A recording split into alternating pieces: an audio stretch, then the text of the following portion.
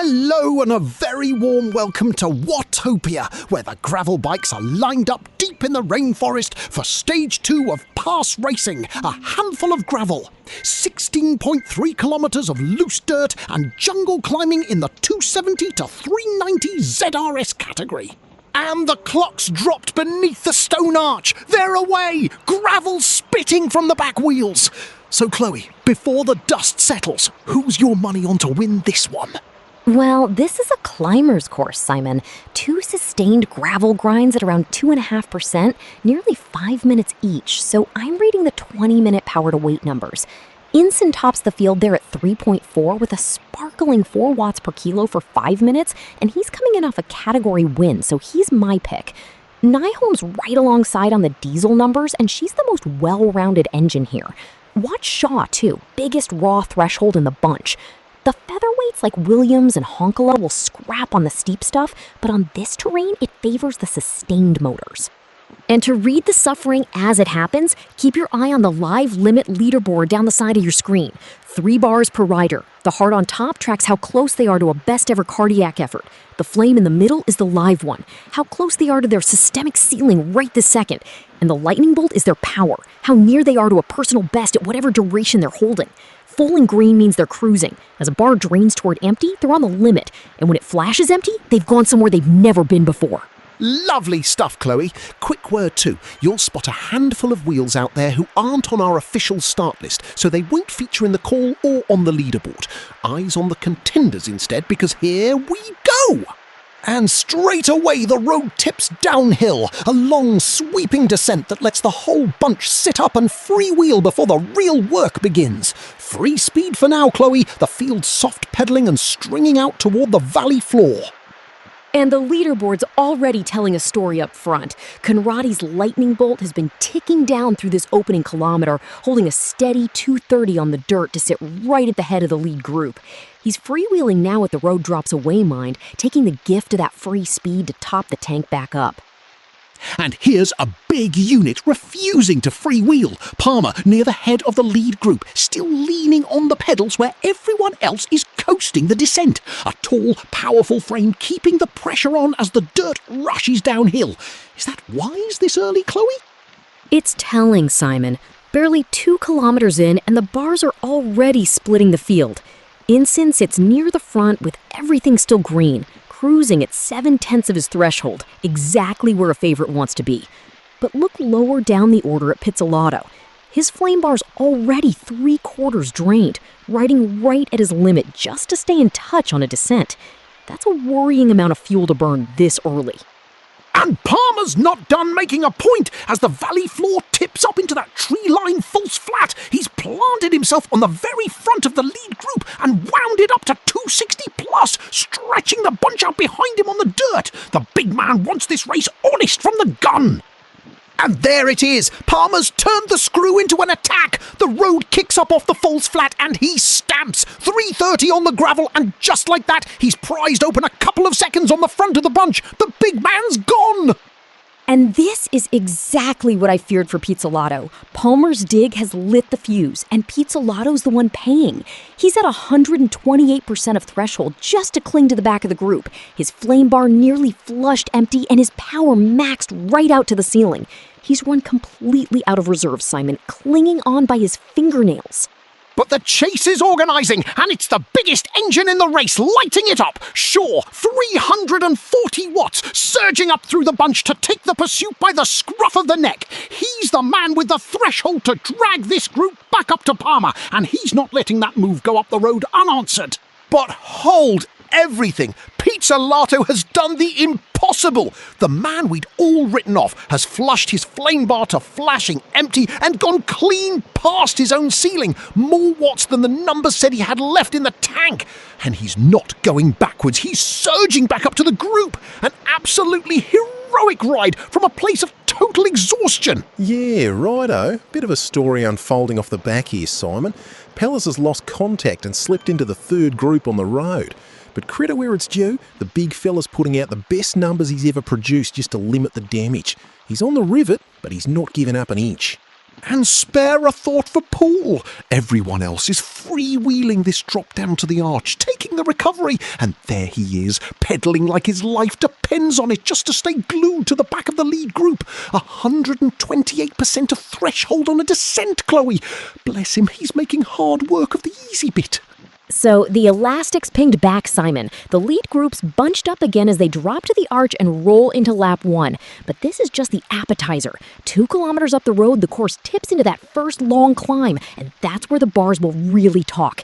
Inson's sitting pretty with plenty in reserve. Nyholm too. But watch the riders who emptied themselves to get back on, because when the road ramps, those near-spent lightning bolts have nothing left to give. And Shaw's at it again. 375 watts on a downhill where everyone else is sitting up, catching their breath. The big engine surging back up toward the sharp end of the group as they sweep under the arch and into lap 1. He wants to be right at the front before that climb arrives. You know, Chloe, there's a strange calm to a bike race through this jungle. The rope bridges, the canopy overhead, the river waiting down at the bottom. It's almost peaceful. But it's the lull before the storm, isn't it? Because the second this descent runs out of road, the course points skyward and all the pleasantries are over. Peaceful is one word for it, Simon. Physiologically, it's a gift. This technical little drop to the river is the last real chance anyone gets to shed heart rate strain and let the legs flush before the climb. So enjoy your rope bridges and your canopy. The data just sees a recovery window, closing second by second. Yeah, spot on, Doc. This is the calm bit. But I'll tell you what, I've raced this circuit, and once they're over that river, the road kicks up and just keeps going. 5 minutes of grinding straight up the gravel. That's where this race gets decided, Simon. Not down here by the pretty little bridges. Enjoy the quiet while it lasts.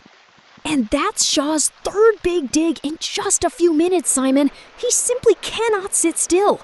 He's spiking back over threshold again on a descent, ground that should be free, all to hold his spot at the front as they drop to the river. It's commendable aggression, but those are matches he's burning, and the foot of that climb is now just meters away. And now it's Stevens who lights the fuse. The quiet man has been biding his time, and he's picked his moment to perfection. The sharpest acceleration we have seen all race, rocketing up the side of the group as they rattle across the river. He's timing his run at the foot of the climb, and he means business. And they're through the river now, the climb looming just ahead, and it's Conradie first to react, winding the cadence up and getting back on the gas, his heart rate already rocketing as he flings himself toward the foot of that gravel grind. He wants to hit the bottom of it with real momentum. And it's Palmer who hits the bottom of the climb first, Simon, the very man who's done the most work all day. 320 watts as the gravel tips up, and remarkably, his bars are still holding. There's green left in that flame yet. He's not just surviving his early aggression, he's doubling down on it and daring the climbers to come around him.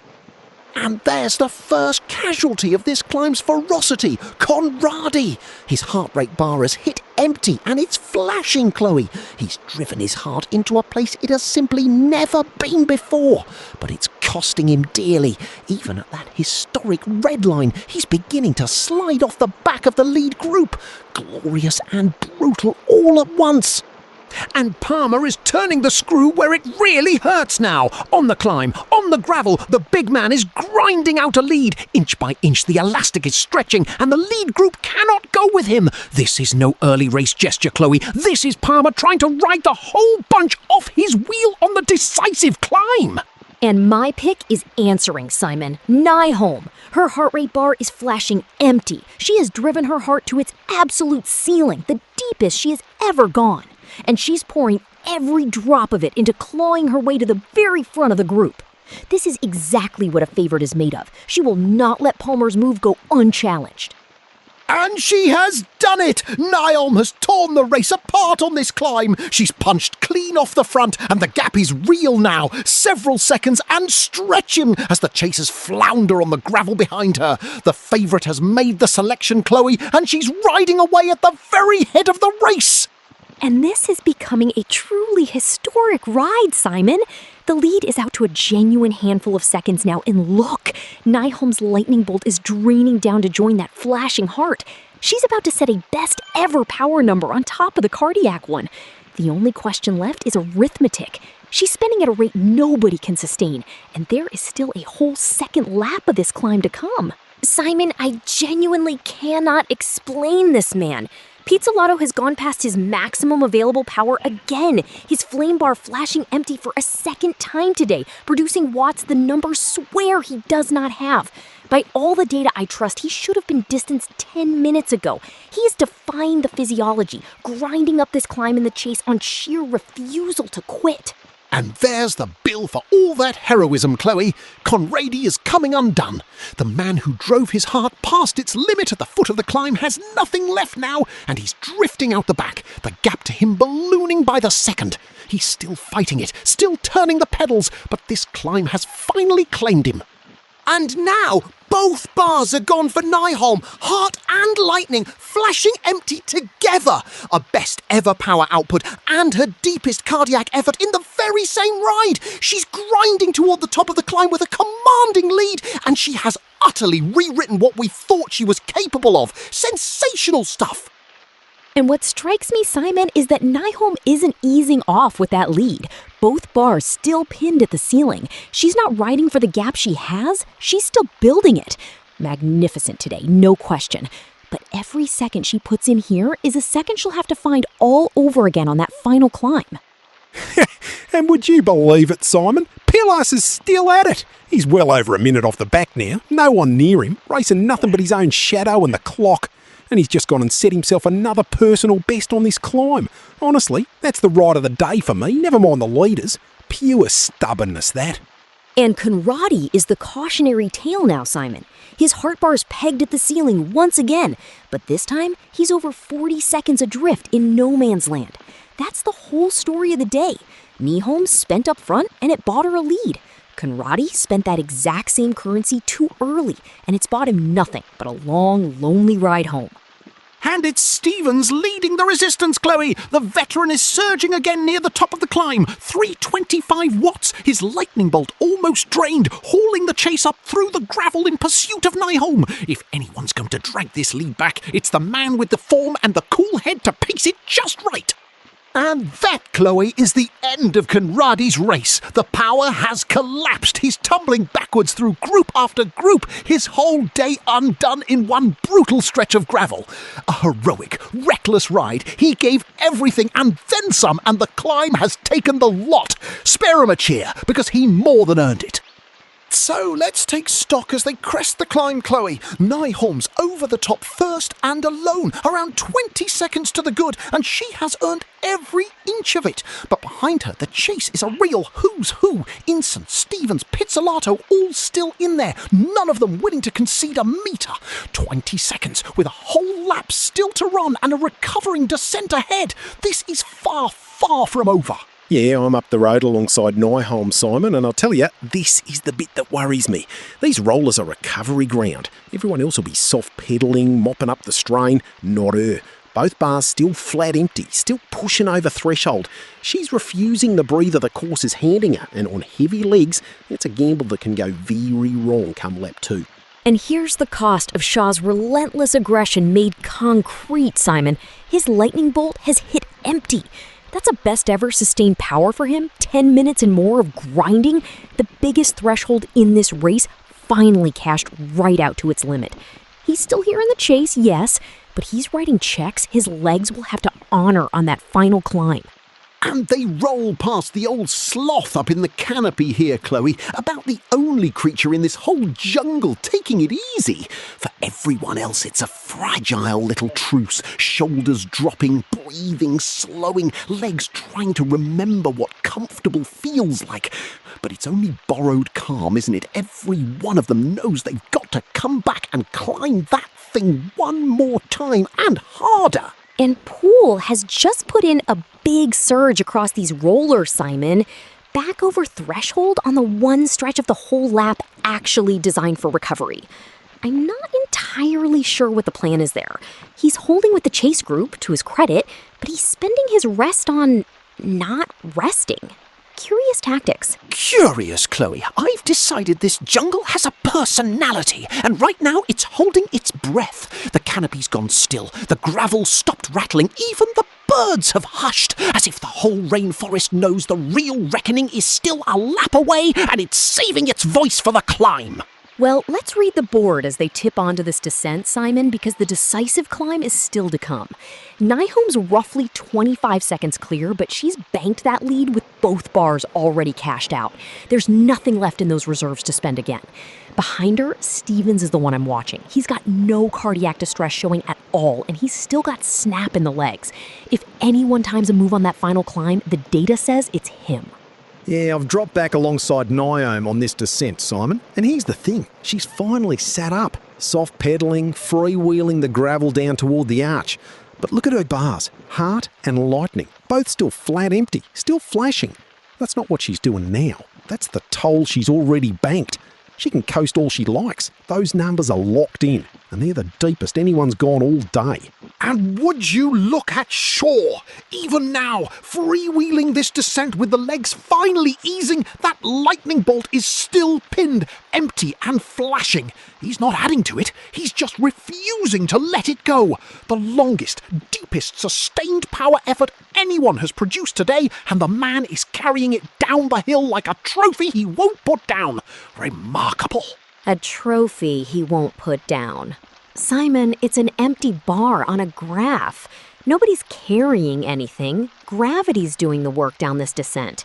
And the physiology is just sitting there, flashing, because the math hasn't reset yet. But sure, we'll go with trophy. An empty bar on a graph. Chloe, you wound me. But that's the magic of this booth, isn't it? You give me the cold arithmetic, and I give the viewers the romance. And somewhere in the middle, the truth sits there, flashing red. The math hasn't reset. What a line! I'm having that on a t-shirt. Put it on the back of the t-shirt, Simon. I'll allow it. But save the merchandising, because in a few hundred meters, this whole field rolls back under that arch. The lap resets, and everything we've just watched becomes a warm-up. One climb left that actually matters, and that's where the romance and the arithmetic finally agree.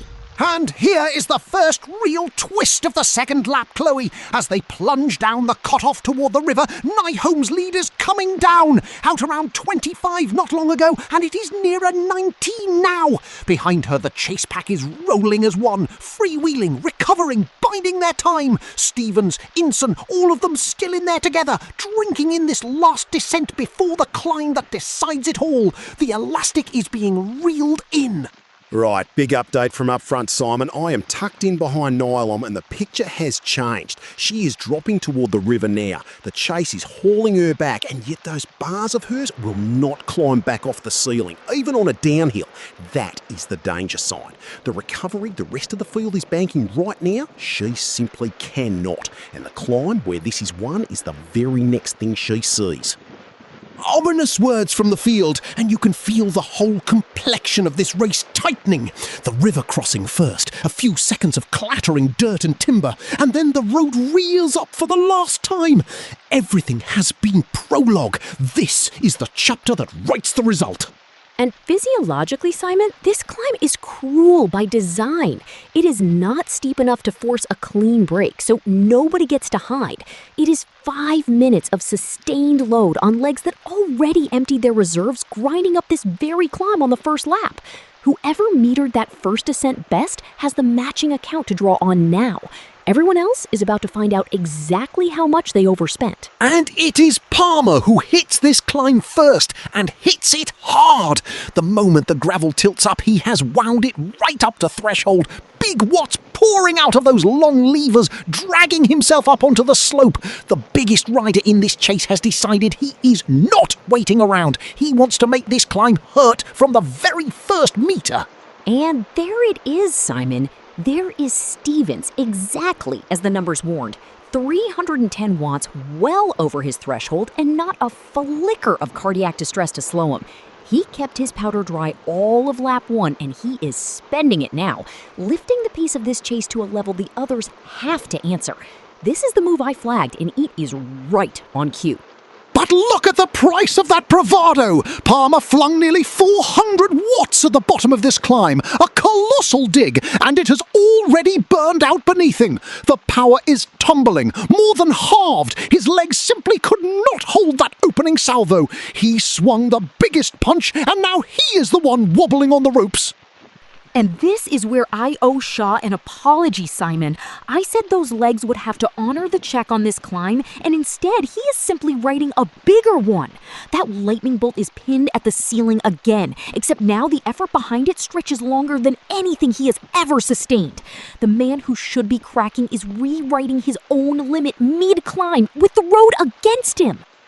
And now it is getting desperate up here, Simon. Nyholm is back over threshold on the climb, having to push hard all over again, and the cruel part is, it is not even holding a lead. The gap is shrinking with every pedal stroke. She is emptying a tank that was already empty just to slow the bleeding. The chase can smell it.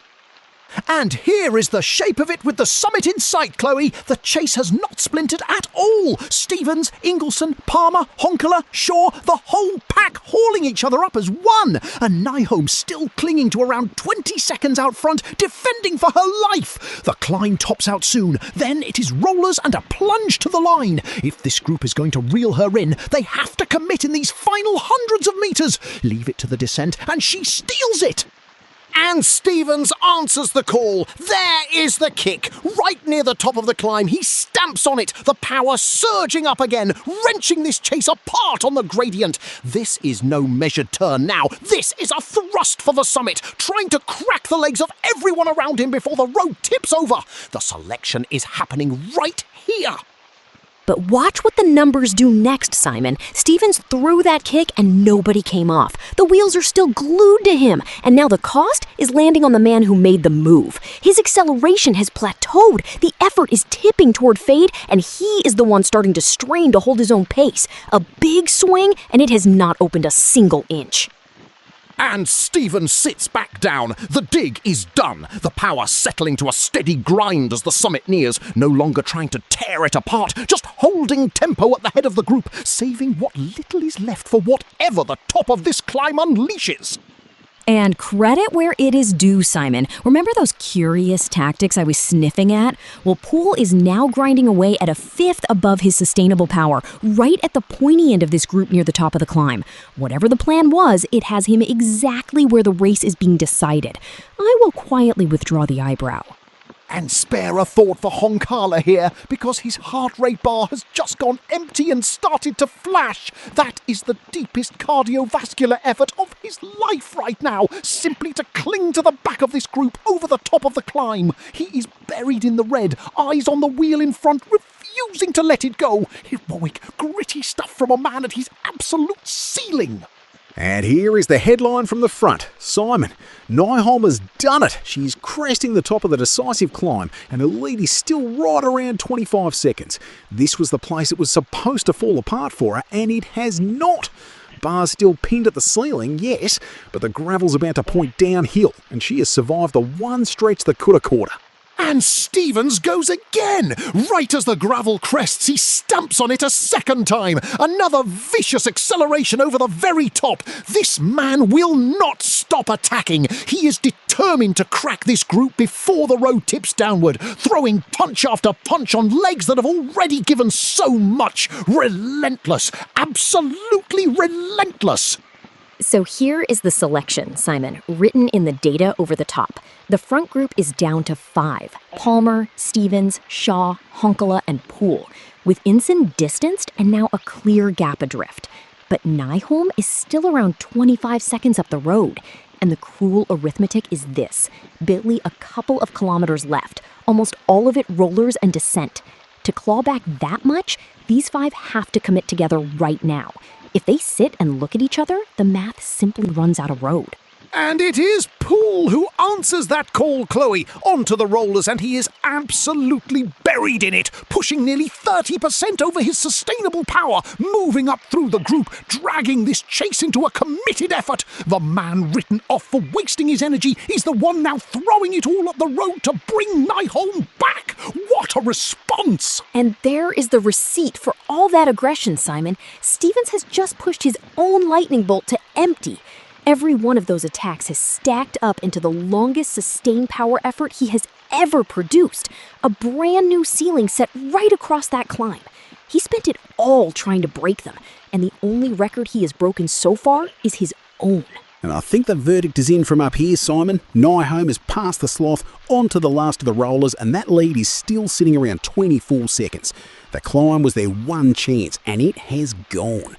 Only the final descent left between her and the line now, and you do not give a rider like this a downhill run to the finish and expect to catch her. A downhill run to the line. Never give it away, you say, and you would know, Chloe. But the beauty of this sport is that the gravel still has to be ridden, every last metre of it. One slip on the loose stuff, one missed line through the trees, and certainty evaporates. So let us not write the ending just yet. Let us go and watch it. And Palmer is reborn! The man I had wobbling on the ropes after that early blow-up has hauled himself back together and is now hurling 350 watts at these rollers. Heart rate bar flashing empty, the deepest cardiac effort of his day. He has gone from cracked to leading the charge, throwing everything into one last bid to drag this group up to Nyholm. And barring a crash, Simon, the Mats is now settled at the front. Nyholm is freewheeling onto that final descent with her lead intact, and she has this won. So the live race becomes the fight for second. Palmer, Stevens, Shaw, Honkala, and Poole all together, all with their bars hammered flat, plunging toward the line. Nobody in there has anything fresh left. So this minor placing sprint comes down to whoever hid their suffering best on the way up. And Stevens lights it up for the line. Nearly 400 watts, the single biggest effort anyone has produced all day. He has found something from absolutely nowhere, flinging himself down toward that finish arch, trying to rip second place clean out of this group. Where has he hidden that? An astonishing kick from a man who looked utterly spent. Where has he hidden it? Simon, the body always keeps a little lie in reserve. It tells you the tank is empty, so you stop hurting it. Show it a finish line, and suddenly the accounting gets very creative. That is not magic. That is just the last page of the ledger being torn out. Cheers, Simon. Here is how it lies into the arch. Nyholm's alone out front, a clear 20 seconds up the road with the line in sight and this win in her pocket. The real scrap is the group behind for second. Palmer, Stevens, Shaw, Honkala and Poole, all locked together, nobody able to shake the others loose. It is going to be a 5-up dash to the banner for the minor placings. Back to you for the line, Simon. And here's the run for home. Nyholm all alone at the front, a class apart. Some 17 seconds of clear road behind her as she sweeps off the rope bridge and down toward the arch. The chasers can't even see her now. Nyholm under the banner. She takes it. A magnificent ride, right on her ceiling to the very last pedal stroke. But the scrap for the minor places is very much alive. Palmer and Shaw lighting it up. Stevens welded to the wheels, all square on the dash to the line. Here they come now, shoulder to shoulder. The kick is on, and it's Poole who throws the bike. Poole who flings it across ahead of Shaw and Palmer. Second place on the line. And there it is, written on the jungle gravel. Nyholm takes a quite brilliant solo victory, gone over the top of that final climb and never seen again. And behind her, Poole hurls the bike for second, just pipping Shaw and Palmer and Stevens and Honkala in a frantic 5-up thrash to the banner. The very rider we'd all but buried earlier finds the fastest throw when it mattered most. What a way to settle the minor placings. And the data tells the whole story, Simon. Nyholm didn't just ride away. She set a new sustained power best on that climb and held her heart rate pinned to the ceiling every last meter to the line. That is how you win a bike race solo. And the fight for second was a bonfire of personal bests behind her. Stevens, Shaw, Palmer, Honkala, every bar hammered flat. And Poole simply kept the most in reserve for the throw. A brilliant, brutal day out on the gravel from the whole field. From all of us in the booth, thank you for watching and good night.